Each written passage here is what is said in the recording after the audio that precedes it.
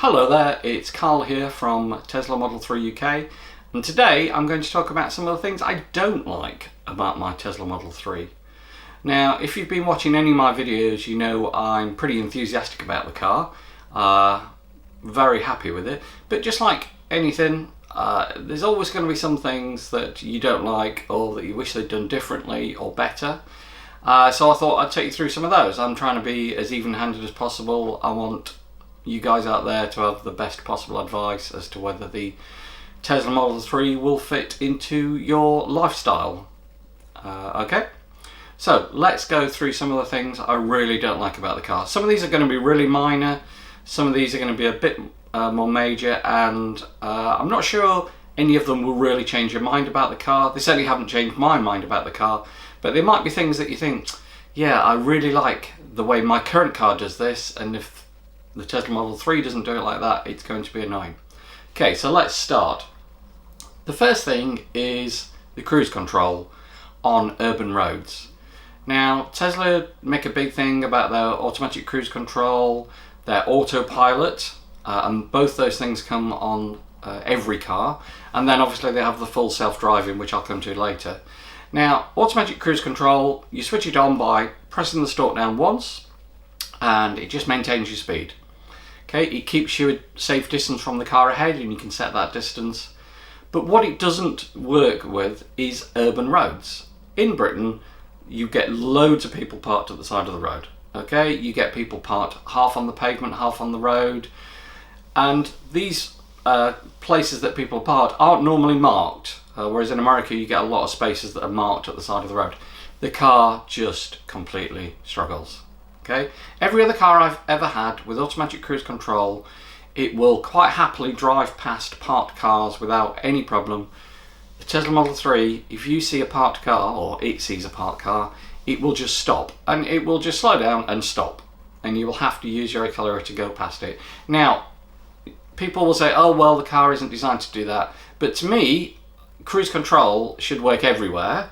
And if you're in an urban environment and you want to make sure that you don't go above 30, you shouldn't be constantly having to look at your speed to make sure that you're not speeding. Okay? To me, cruise control is the best place, the urban roads are the best place to have cruise control, because that's where you're more likely to get pedestrians. That's where a lot of accidents are. Low speed accidents, hopefully, but yes, a lot of accidents. You know, you go past schools, people cross the road, all this kind of thing. So I would just like a cruise control that works when there are cars parked at the side of the road. Alright, so it's, to me, that's quite a major one. I'm quite happily managing without it, and it works great on A roads, B roads, single carriageway, B roads, you know, dual carriageways, motorways, stuff like that. But it just doesn't like parked cars. It's a bit weird. Okay. So the next thing is the rear visibility. Now the car's a bit of a wedge shape, so it's quite high at the back, and to be honest, if there's somebody behind you at normal following distance and you're doing 30 miles an hour down the road, 50 miles an hour down the road, you will be able to see from the glass upwards in the car behind you. Now normally it's nice to be able to see the full extent of a car behind you, say down to the light, something like that, so you can see the bonnet and you get a really good idea of how far behind you they are. But to be honest, the rear visibility is not brilliant. I've got my seat fairly high up. I usually like to be sit fairly low down, but I've got my seat fairly high up, and really you can see the person in the car behind you and you can see the roof. What you can't see is the lights. To be honest, you're driving along, usually, you know, most cars you can see what kind of car it is that's behind you. With the Tesla Model 3, you can't. For reversing, it's not a big deal because you've got this massive screen with the camera, and a great camera, but just driving along, it's a bit disconcerting to not be able to see behind you very well, because if you can't see their lights, you can't see their indicators very well, apart from obviously in the side mirrors, and you're not always sure what their intentions are. Okay. The next thing, and this is a silly thing that says more about me probably, is having to reverse to charge. Now the charger is at the back of the car. Previous cars I've had, the charger's been at the front of the car. The charger is at the rear near side, so the passenger side. And to charge, you generally reverse in. Some superchargers are set up to drive straight and forwards, but most of them are set to reverse in. I don't like reversing. I'm not very good at reversing. I've actually hit a car behind me while reversing, very slowly, luckily, with a rear view camera, not in the Tesla, in a previous car. That's how bad I am at reversing. Okay? I don't know. I can't see most people will find that as a big problem, but I wish the charger was at the front. Another thing I think more people will probably be annoyed about is it doesn't have Apple CarPlay or Android Auto. If you've got an Apple phone or an Android phone, and let's face it, most of us have nowadays, and you're probably going to need one if you're going to run a Tesla Model 3 anyway, so you can run the app, then you'll know, if you've had a car with it, how good Apple CarPlay and Android Auto is. Okay, they just allow you to control your phone from the big screen. It doesn't have it. It means if you want to connect media, so I like listening to podcasts, I have to start the podcast from the phone. Now, you can't do that when you're driving along because obviously you can't pick your phone up and start using it while you're driving. It's illegal and it's dangerous anyway. With Apple CarPlay, you can press the button on the screen, start the podcast, and then jump to a different podcast if you want. So what you end up doing is starting a podcast with lots of episodes, or listening to a playlist of music with lots of tracks in it, and just basically keep listening to that until your journey ends or until you stop for a break. I'm not sure why they haven't done it. I imagine it's obviously they have to pay for a license for Apple. I'm not sure. I imagine Google charge for a license for Android Auto as well. But it just seems you've got this great tech in this car and it's missing something that has really been, I think, a boon to in-car entertainment over the last few years. Okay, the next thing is the low-speed ride. If you're going along a smooth road in any car, you will get a smooth ride. Okay, that's obviously stands to reason. If you've got very slight lateral ridges, the Tesla Model 3 will bounce a little bit. I mean, I've got the smallest wheels, 18-inch wheels. I've got effectively the softest suspension you can get on it. And I still find you get this little bit of bounce like that. A lot of cars do it. It's certainly not unique to the Model 3, but it would be nice if it was just a little bit smoother. Okay, I spoke about Autopilot before and automatic cruise control, and Tesla for £5,800, far too much money, offer full self-driving. Full self-driving is absolute, I can't even say the word because it's just nonsense. Not because it doesn't do some stuff, it does, but because the name full self-driving is complete and utter rubbish. Okay, if they continue to call it full self-driving, somebody should sue them, advertising authorities should sue them or whatever, because it is nothing like full self-driving. In America, lots of things are better in America, including being able to use your Tesla Model 3's full self-driving. I didn't buy it because I've only got the car for 2 years. If I was keeping it for 5 years or longer, I would be tempted to buy it, even though it's a lot of money. But only having the car for 2 years, I didn't bother paying the extra money. So in America, you can switch it on their equivalent of the motorway and have a route set in, and it will navigate, it will change lanes, it will return you to the correct lane. Works much better. In the UK, and in the rest of Europe, from what I gather, it's a lot more limited. There's a lot less that it can do. If you see somebody say, "Oh, I've got full self-driving in my car," or "Are you going to get full self-driving?" just remind yourself, it's nothing like full self-driving. Now, some of that in Europe is legislation. European laws really limit the amount of control that a car can have. But really, I don't think it's suitable for European roads. I mean, the fact that I can't drive down my road without the car stopping every few yards when it's on autopilot, and I've got exactly the same amount of cameras and sensors in my car as any other Tesla, whether I've got full self-driving or not. FSD is just a software switch. Means that I can't understand how they can dare to call it full self-driving. It's, as far as I'm concerned, utter rubbish. If you're really concerned about being able to get your car in and out of a parking spot and you think that's worth £5,800, then go for it.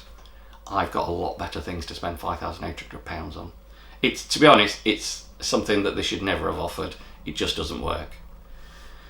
Okay, two things here that are slightly different. The first one is the wipers. It's got auto wipers. I love auto wipers. I love auto lights, which it's also got. Auto wipers are fantastic, you don't have to think about it. However, they're just not very sensitive. So you're driving along the Model 3, it starts to rain, the windscreen's getting wet, and you're thinking, when are these wipers going to kick in? Now, luckily, if you just press the left-hand stalk button in, it will do a single wipe, which 90% of the time is fine until the rain starts to come on a bit more. But, you know, just increase the sensitivity a little bit on them. They just don't seem very sensitive. On the other hand, the lights, which I love auto lights, every car produced should have automatic lights. How many idiots have you seen driving around when it's definitely dark enough to put your lights on and they still haven't got them on? Or even in the middle of the night, you know, you drive along, people forget to put their lights on. Every car should have auto lights. The auto lights in the Tesla Model 3 are great, apart from they come on all the time. So you drive under a tree, or, you know, 3 or 4 trees, and there's quite a bit of shade, it will put the auto lights on. It's not a big deal, I don't really care, but it's just like the wipers aren't sensitive enough, the auto lights are too sensitive. Can we just balance those things a little bit better? Now the next thing, and this might affect whether you want to buy the car or not, is it's not a hatchback. If you look at executive cars that are sold in Europe, you know, BMW 3 Series, Mercedes C-Class, Audi A4, Jaguar XE, they're all saloons. I think it's what the market expects. And they already sell the Tesla Model S, which is a hatchback. Obviously the X is an SUV type, massive hatchback. So, you know, if you want a Tesla hatchback, you can get one already. To me, it would have been more practical as a hatchback. It's never caused me a problem, but it might cause some people a problem. We talked about the sensitivity of the lights and the wipers. The indicators are another thing that just behaves slightly differently to what you'd expect. You can touch them to put them on and they'll flick 3 times. Lots of cars do that. You can push them down and they'll come on. What they don't do very well is self-cancel. If you go up to a bend and it's a 90 degree, or you're turning off the main road, turning 90 degrees, put the indicators on, turn, straighten up, the indicators go off, no problem. If it's not 90 degrees, you know, if it's like a 45 degree bend, or say you're on a roundabout and you're coming up to a roundabout and you're going to go off at that junction, then it won't. And you really have to keep your eye on the indicators, otherwise you can drive along for ages with the indicators on. I'm not quite sure why, I don't know if it's mine. If you've got a Model 3, let me know if you get the same issue. But yeah, it just seems a little insensitive. Last, and you know, not least, the air conditioning. I've had lots of cars before. You go in, you set the air conditioning to where you want it to be. Say, like my wife's car, she's got a Seat 21. Okay, you really never need to touch that again. You might want to turn it down a little bit if you're particularly hot, so you've been doing some exercise and you want to cool down, or you know, if you're feeling cold and you want to heat a bit more quickly, you might set it high, but rarely have to touch that. In the Tesla Model 3, if it's sunny, you need to turn your air conditioning down. So if it's really hot, which it has been recently in the UK, you will have to turn your air conditioning down. If you go back to the car, so I've got mine set to 18 degrees. If I go back out to the car and it's like 18 and 19 degrees outside, it'll just be freezing in there. Okay, it'll be fine if it was 30 degrees outside. Once the temperature settle down, I'll be fine. But when it gets colder again, you have to turn the thermostat back up on the air conditioning. It just seems really odd. It doesn't seem to maintain a set temperature. I suppose I could get a thermometer, put it in the car and see what it's doing. It requires more work, to the point where you pretty much have to change the temperature every journey. Again, I don't know if it's a problem with my car. Maybe I'm really sensitive to temperature. I'm an old man. But yeah, it's not as good. I mean, get an Audi or probably a BMW, Mercedes, you barely ever have to touch the thermostat dial. With the Tesla Model 3, you will be changing it regularly. If conditions change, obviously, you know, if it's 20 degrees where you are for the next 6 weeks, then you're never going to have to touch it. But if one day it goes up to 30, you're going to be like, well, I've got to turn the air conditioning on now. Okay, so I've tried to be as objective as possible. I don't hate the car. Obviously, I'm a fan. I'm not a fanboy particularly. Tesla are a very interesting company, and they have some great cars. They get a lot of stuff wrong. They get a lot more right. The Tesla Model 3 is still a great car. If I did this review on a BMW 3 Series or an Audi A4 or Mercedes, I'm sure I would find just as long a list of things that I didn't like about it. And sometimes it's just what you're used to. You know, there's nothing wrong with it. Some people will prefer it that way. I found, you know, these are things that annoy me or slightly irritate me. Alright, so I hope you found that useful. I'm trying not to be a fanboy. I'm trying to be objective. If you disagree with anything I've said, just feel free to make a polite comment below. Subscribe if you want. If you want a referral code because you're going to order one of these, make sure you use my referral code or someone else's referral code. But I hope you've enjoyed that and look forward to seeing you at the next one. Thanks. Bye.